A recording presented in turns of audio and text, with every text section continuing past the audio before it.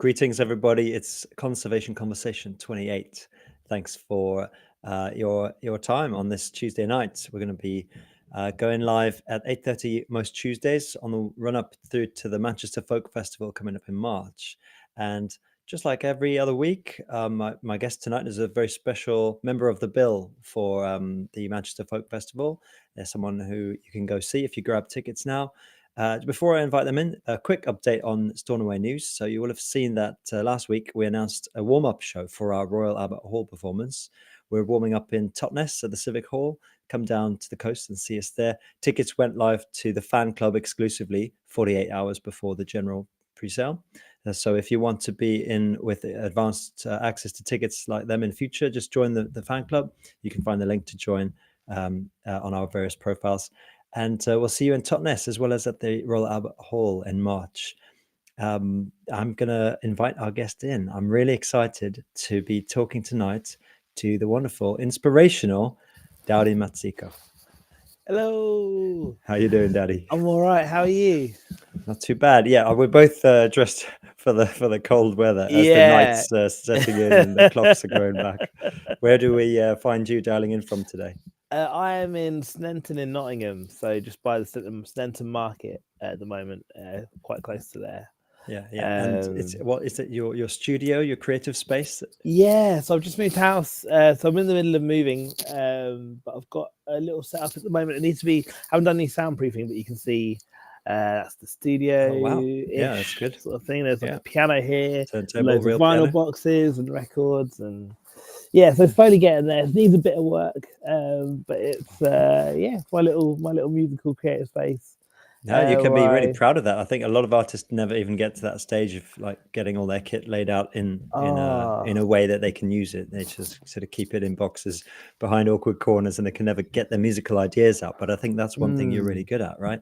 Yeah. Well, I got this space really to start making the second album. And really just writing it. I don't know if I'll record it all here. The soundproofing in this space isn't very good, so I'm just sort of thinking around that.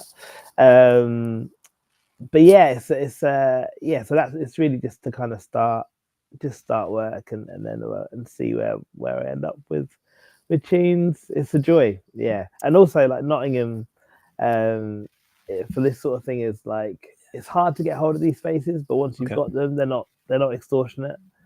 So it's really very strong music scene there in Nottingham, right? You've got the Bodega, the Rock City. These are all venues we've been to before. Yeah, so we've got Rock City, the Bodega, Rescue. They're all DHP venues. But then we've got like in Centre Market, we've got a place called the Grove. I played a couple of nights ago at my favourite venue called Jam Cafe. That's like for me the loveliest kind of space. Metronome is another great venue that we've got. It's run by the university, but that's a really special place. Probably one of the best sounding rooms. Peggy Skylight if you like jazz. JT Thor if you're DIY kind of cool guys. It's like kind of cool guys. They're amazing. JT Thor is like an amazing studio and an amazing kind of venue that puts on the most incredible, exciting bands. Yeah. And so like it's a really vibrant scene. And I'm not even like we had Hockley Hustle here, and in the building that I'm in, I'm at a place called Fishergate Point, and there's two venues in this building, the bus depot and another venue. So like it's just absolutely thriving. Nottingham is very much alive. That's great, and I think part of it's due to innovating musicians bringing interesting sounds and styles to the city. So you established your own label. Is that really good? It's still going? Yeah. That's primarily just for my own thing, just for my music. I was on a different label. I was on Name Records for a couple of since like 2015, 16. I was on that label, and then that deal fell apart. It was a kind of classic. They didn't put out the record, and so we had to negotiate out for 2 years. It was a nightmare. Anyway, I started my own label and just put out The King of Misery, and then I'm in the process of putting out my next EP, Dead Bird Dream. Have I got any copies to hand? I'd love to see that. Yeah, give me 1 second. It's literally just over there. I've got to stand up. Sounds good. Yeah, I'll just tell the audience. So a few things about Dowdy here. So we've met because we're both involved with the Manchester Folk Festival, like many of the guests that I've had on this series of the podcast. But what I'm most excited about with Dowdy is he's worked with some really fantastic people. So his agent is Naomi Palmer at the Earth Agency, and we love the Yeah. Earth Agency. They do some really exciting work with some of Stornoway's favorite musicians out there. So yeah, just congrats on working with such a great team. Oh wow, yeah, Naomi's like incredible. I've been working with Naomi since 2014. Everything that's happened, I think, is down to Naomi, in my opinion. She's brilliant. Yeah, the agent can make all the difference for musicians. Yeah, she put me out on the road with Portico Quartet, and then Go Go Penguin, and then like this year I did a release of Go Go Penguin, which is done really nicely, I think, so far. And we're touring next year, so I'm touring with Go Go. I think we're doing like more than 40 dates in the next year. Wow. Across the UK and Europe, and that's like, I love that band so much. I was a fan, and it was like the first time I got invited on the road with them. It was like looking down the back of the TV. I couldn't quite believe I was on tour with them, and like, you know, so it's taught me so much. You know, like I've learned how to do this as professionally. And last week I was on tour with Abel Sluttray, Manchester cellist. You know Abel's stuff? No, I don't think so. But is it solo cello? Solo cello. He's South African. Okay, I do know this. Yeah. I've been seeing the crazy videos that people have been putting, because he's developed this amazing, unique performance that you will have seen every night on tour, singing and plucking and sort of rattling against the body of the cello.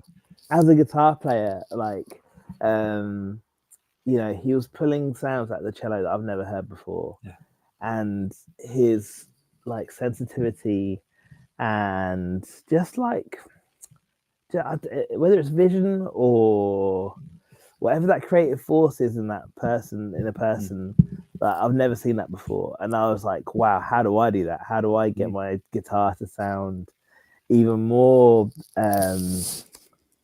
like honest and like and it was just I can't put my finger on it. We did a song together. He got me up on stage in Oxford, and we played I'm Grateful for My Friends, and it was just like, wow, you know, what a guy. Like he's such an improviser. Like he's got all those jazz. It's kind of like American primitive folk almost, actually, like that kind of, but not obviously because he's from the classical world, and but like, although that's what those guys were trying to do, to be fair, like this real freedom. It's a real freedom to his playing. And improvising that I think is really unique. And his vocal talents as well, right? He's got all these amazing sort of phonetic, percussive things going on. Yeah, the Xhosa language, and he can go from like really crystal sweet to like syrupy stuff to this big raw and like really light falsetto kind of moments, and to like, you know, what a range. And really, I've got a radio show called Depressival that I do from here, and it's broadcast on Saturday. I'm going to play a tune off there, but it's just his voice when he really you know, I was so grateful to be there, because I can't even tell you what I've learned. It's so much, like for like a, you know, and I'm so excited to try and just see what I'd be like now that I've witnessed that. I'd be fascinated to see him play as part of a group with backing singers and things, because as I understand, it's mostly solo that he's done, right? And then he's invited you on stage, which sounds brilliant. And then how he's going to maybe build on that and get more people on stage. I don't know in terms of singers, but he definitely does like orchestra stuff as well. Like he does, because he's done so much. I think he actually told me he was in a folk band a little while back as well. Like before the solo thing took off, he was doing some folky stuff. So he's got some real sensibilities, and he's like, I think he's friends with like Rainer and that whole crew of people as well. Like the Manchester music scene particularly is just like insanely wonderful. Like I've been playing with Worker. I don't know if you can know his stuff. Tom Lear, he's like a kind of sort of sits in the house world. Well, I don't know if that's fair.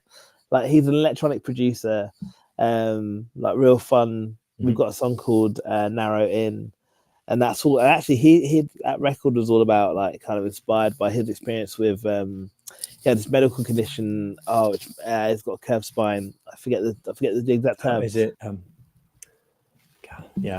But yeah, he's also absolutely obsessed with scoliosis, isn't it? That's it, scoliosis, and but rainforests. Like a lot of his recovery, I think, in peace is like temperate rainforests and nature. Got to Wales and shot this music video in the temperate rainforest near Snowdonia, and it was like it was just like wicked. Yeah, but that's all Manchester. All these Manchester people are doing the same thing. You got Go-Go Penguin, you've got Ellen Beth Ab.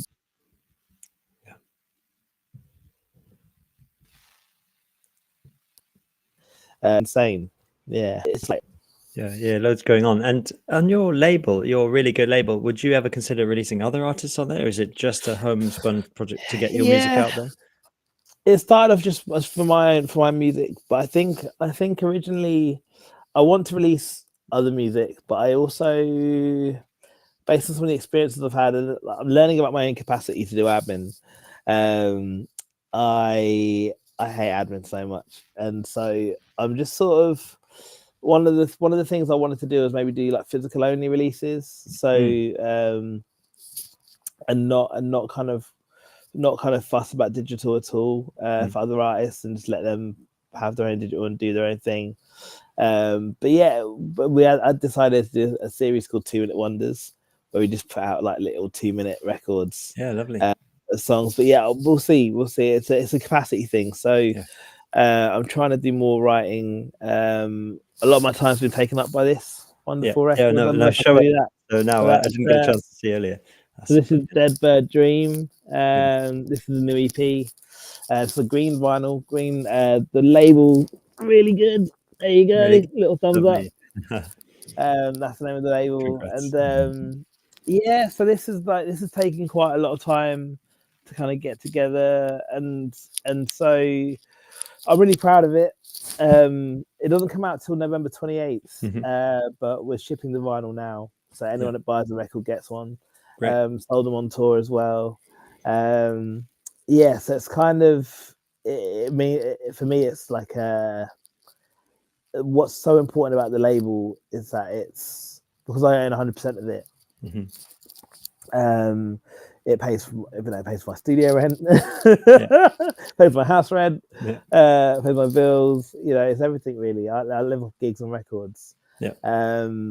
And so I'd love to be able to give that to someone else in terms of that the freedom. But obviously, when you become a label for someone else, that you kind of then fall into all this kind of the usual. Well, you got that responsibility, right? Obligation to So and I'm my favorite phrase is overpromise, underdeliver. Okay. And so I can't.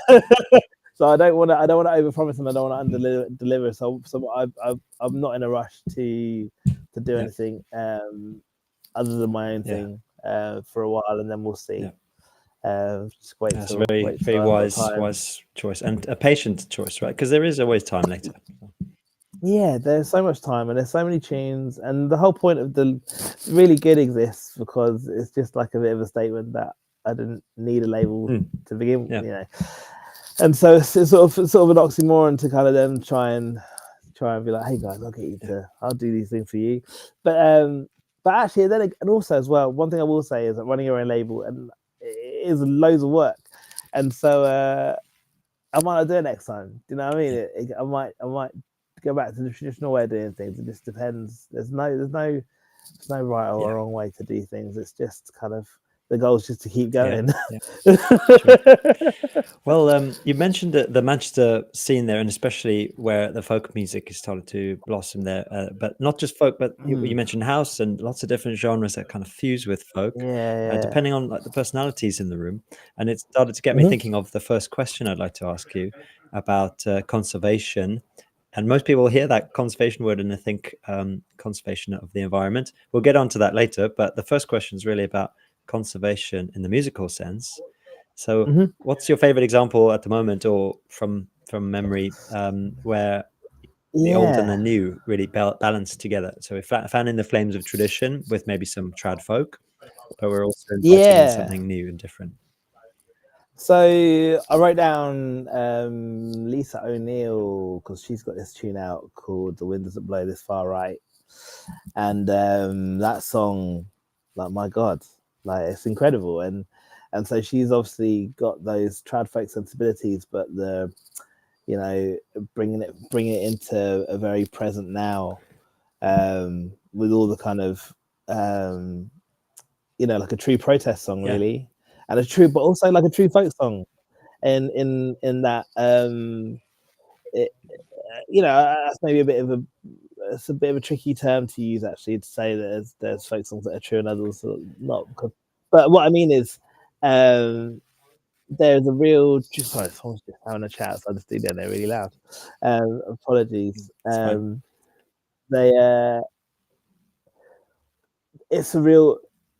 It's got a real message, and it's a real reflection of the times that we are. It's a story for right now, and it's a story about right now, and about the people that about people that are being affected by these real currents, and political fascism and all that kind of stuff. And yes, it feels very profound and very potent and poignant. And I've been every now and again. I think political songs are really hard to write. I try, and every now and again I get one, but it's like it's not due to my own abilities. It's luck. It feels like, do you know what I mean?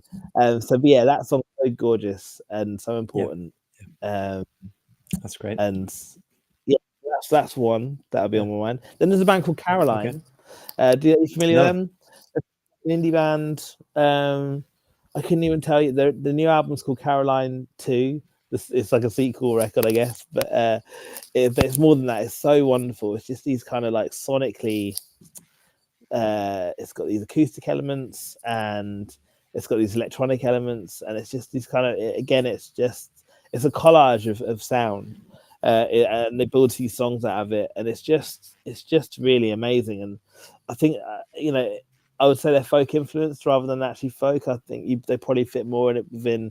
They probably fit more comfortable within like an indie genre, but it's clearly part of the lineage of again, like English folk particularly. But it's so current. It's so beautifully done. Caroline Polachek's on there at one point, and it's a really gorgeous album. I've really done a disservice of explaining how it sounds, because I can't. There's no, you guys gotta go listen to them. It's wicked. It's so good. Check that out. Thank you. Thanks for the recommendation. It's brilliant. Sorry, that was perfect. That's a really great answer. One of the best we've had. Thank you. I think something else I'd love to ask you about is then conservation on the flip side, in the environmental sense, like we said. So is there a space, I know the studio you just showed us around there at the beginning is not that you've got a view of the natural world. You've got some natural light coming in, which is great, more than a lot of artists bother to put into their studios. But whether it's that space outside that's being invited into your studio, or maybe a space you've played, because I know you played for the Nest Collective on the Magpie's Nest Festival, right? And Magpie's Nest adventures that people go on and they play outdoors. Is there some experience you've had where you've seen nature being invited into the making of music and appreciating it? Yeah, my favorite one of the last maybe like year has been Dalston Curve Garden. With Woodburner, wouldn't that be? Yeah. That's a great show, and like you really are, and how it's the word antithesis. It's like the opposite of London almost. It's like, but in the middle of London. Yeah, that's right. They do such a good job of making it sort of feel it when it says garden in the title, right? But it's you can see the buildings around you that towering, so you can barely see the sky. But inside this sort of haven is loads of greenery and people enjoying the environment. It's brilliant. Yeah, it's a great gig, and like it's a really, you forget while you're there that you're in London, and it feels like you're in this garden. I played as the sun came down, and it was just this really beautiful. It was such a beautiful gig. I couldn't quite believe it. It was just a really magical space. And then back in the backstage area, you kind of go into the little greenhouse, and like they're kind of like they've got so the greenhouse is outside, but they've got like the kind of little all their plants that they kind of keep and seedlings and all this stuff, and it's really cool. It's a very nice space. I'd thoroughly, it's a great place to go for a pint. I don't know what it's like in winter. Does it close in winter? Yeah. It can't. I think it's somehow stays open because they get really cozy with the pizza ovens and everything, and just the Woodburner crew. I do want to give them a shout out because they're some of the original fans of Stornoway. So Theo at Woodburner supported the band for 20 years and given little gigs to our side project bands and things, and he's just a total legend. And someone like Matt Sage in Oxford is another character who's run the Cat Weasel Club for 20 odd years, 30 I think.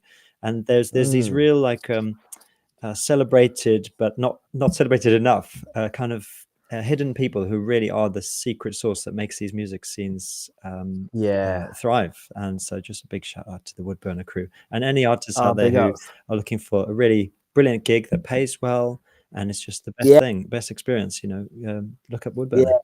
It's really like it might be my favorite gig of the year. Yeah, it's hard. I don't know. We're playing the Barbican later, so we'll see how that goes. But okay, hopefully I don't bomb. That's the only thing that'll make it terrible. Get booed off. I'm sure it'll be brilliant. But Dawson Care Garden. Also, like the friendly atmosphere, people able to kind of really, I felt, just sort of relax their shoulders and big ups Theo. What a hero. Yeah, that's brilliant. Yeah, nice one. Well, apart from the label and some tour dates and Manchester Folk Festival coming up later, I mean, what I also wanted to ask you about was the funding you've had, like PRS and a bunch of different places. We don't get to speak very often to these success stories of funding, and don't give away any secrets, but is there a way you would advise other artists to go about getting funding? Yeah, so I got some funding for the King of Misery. I didn't apply for funding on the next one, on the Dead Bird Dream record. I think I will for the next album. I'm just, it's fun. Yeah, it was a funny one. Yeah, I want to tell you exactly what I did, which was, but I took some quite big risks on the new EP just to kind of get it out quickly. But yeah, with funding, I would recommend PRS for Music. Obviously, like I went through, because I'm a black artist, there's a after 2020 there was a concerted effort in the music industry to try and kind of address some of the systemic issues in the music industry around black artists and black music. Like particularly in the industry as well, there's not very many like black executives. There's not much support as well for women and black and so what they did, there was an initiative called Power Up. And they support anyone in the music industry. It can be on the industry side, it can be on the music creation side, at any career stage. And you just tell them, like, you apply and you tell them your story and you tell them your circumstances and where you're at. And this was just off the back of when I left Name Records. Essentially, the album was finished in 2020. It was shelved for 2 years. Then we spent another 2 years trying to get it out of the deal. Or like another year, 9 months. So it came out 4 years later than it should have done. And we spent 3 years of that in a right state. And I kind of explained that story in my application. And you have to do some budgeting. I had the King of Misery, this lawyer Anne Harrison. I don't know if you're familiar with her. She wrote a book called Music the Business. And in 2018, I wrote her a fan mail. I was looking for a new lawyer, and I wrote a fan mail just saying, I've read your book a bunch of times. I've had it since 2006. Would you be up for looking at this record deal on that sign? And so she did that deal. And so when it came to us getting out of it, she she stepped in, and I don't know if I think I'm allowed to tell people this, but she worked for pro bono for 9 months to get me out of that deal. Wow. She saved my life, and she didn't charge me, and which was phenomenal. Like I can't express how insanely generous that is, especially for music lawyers when you consider how much their hourly rate is. Might have been the deposit for a small house or a big house. Yep. It was a lot of time went in there to get me out of this deal, and yeah, and so I was really, King of Misery is full of favors like that, where it's just like I was in a bad way and people stepped in to help, and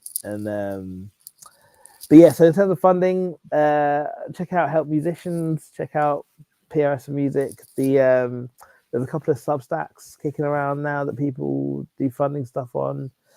But yeah, I got some funding from that, and that really helped me with getting the marketing sorted out and the vinyl distribution and all that stuff, and then also my friends at Albert's Favourites. There's another label in South London who do like kind of jazz. My friend Adam Scrimshire. It's not quite jazz. Well, they do jazz, but it's that world of like it's the close one of the villages to where they live, close near to where they live in terms of they make electronic experimental stuff. They make kind of cinematic sounding stuff, but they band orientated stuff. But it's like but yeah, South London is really I think it's actually a sound. I think it can be described as a genre on its own, and it's South London, and Adam's mixed all my stuff, including the King of Misery and Dead Bird Dream and An Introduction to Failure, and then my other band, my old band, High Hope Society back then. Me and Adam have been working together since 2010 in some capacity, and he was like, look, mate, just you can use our distro, just we'll help you set up your label.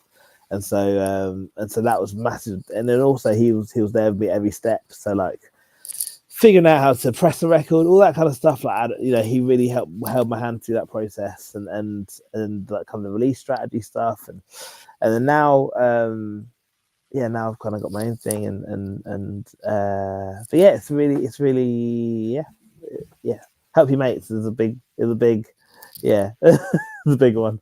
Yeah, that's really just exciting and enlightening to hear all that. And I recognize the names of some of the funding bodies you've mentioned there. So Help Musicians helped Storm Away at some point, and when we were coming back together as a band after many years apart, and PRS and many others. So yeah, I've not had funding from them directly, but I've been on the website a number of times just to kind of when I've been thinking about it. And there's so many that I think they used to have a funding wizard. He would like kind of collate all the different funding opportunities that are around, but I don't think that works anymore. But yeah, there's like Instagram as well has got a bunch of people that kind of talk about funding opportunities. So I'd recommend just kind of even like the oh man, I don't think Soundroots do any like collating. Do they do a newsletter type thing where they talk about that kind of stuff as well? I'm not sure, but that's a good point about Soundroots. So Soundroots are a strong partner of this podcast, and it's in partnership with them that we're not just running this podcast as we move towards the Manchester Folk Festival, which they are very involved with, but also that they're running that Folk Award, the Folk Album of the Year Award, which is quite a new thing that they're innovating in creating. And it's so exciting because we're at this stage where the first year that this album award is going to run, and people can submit their albums to it, and it's just really strongly, quickly building a new community that wasn't there before. So Soundright's a really top organization. Yeah, I love them to bits. They well, thank you to them for having me. Crikey. Yeah. Well, thank you so much for telling us about all that stuff and about these different collaborations and opportunities. I think, you really obviously got your finger on the pulse of what the music scene is doing and how to make a great success of what you want to do with your craft, despite not having a label, a formal label, and Mm. having walked away from, in some sense, some of those more like traditional structures. So it's quite Yeah. inspiring talking to you, really. Oh yeah. Oh, thank you. Oh, and you know, feelings mutual. It's. I think I joked earlier, but like I was thinking about it recently. What is success, or like, and I don't feel particularly successful, but I do think that my goal is just to like to live till tomorrow and to like keep going. Like I want to make another record, and anything that enables that is just kind of, you know, it's hard. It's hard. I don't know if you're like me at all. We didn't talk about like mental health stuff, but I have low moments where I'm like, I guess this is it then, or like I'll never work again, and then and they pass, and yeah, the goal is just to keep going. So everything else is sort of just like, meh, just kind of, as long as it keeps you going. Yeah. But those relations, yeah, Yeah, that's what music's for in many senses, right? And that's one of the best things about, I don't know, being a musician, is that Yeah. we're helping other people stay positive. Oh my goodness. Yeah, yeah. That's what it's all Yeah, for. even with melancholic, even Yeah. with melancholy, it's all about, yeah, we feel better. Yeah. Yeah, that's right. Oh, well, it's been a real pleasure to talk to you. Thanks so much, Tali. Oh, thank you. And we'll keep in touch. And I'll see Yeah. you in March at the festival. Nice one. I can't wait. Yeah, I'll see you soon. And thank you so much. Just thank you. Really appreciate you. That's an absolute pleasure. Yeah, Nice one. I'm just gonna do my closing words to the audience now, but don't go anywhere. Cool. I'll just come back and say bye in a sec. So thanks everybody for tuning in. You can come back for episode 29 next week, and we've got some more very exciting guests lined up for you. It's been an absolute pleasure talking to all these great people, and there's many more in store, and come see them all in March. I'll be there as well in Manchester for the Folk Festival. And yeah, another shout out to Sound Roots and Manchester Folk Festival, and the English Folk Expo, who are enabling this podcast to happen. Thank you very much.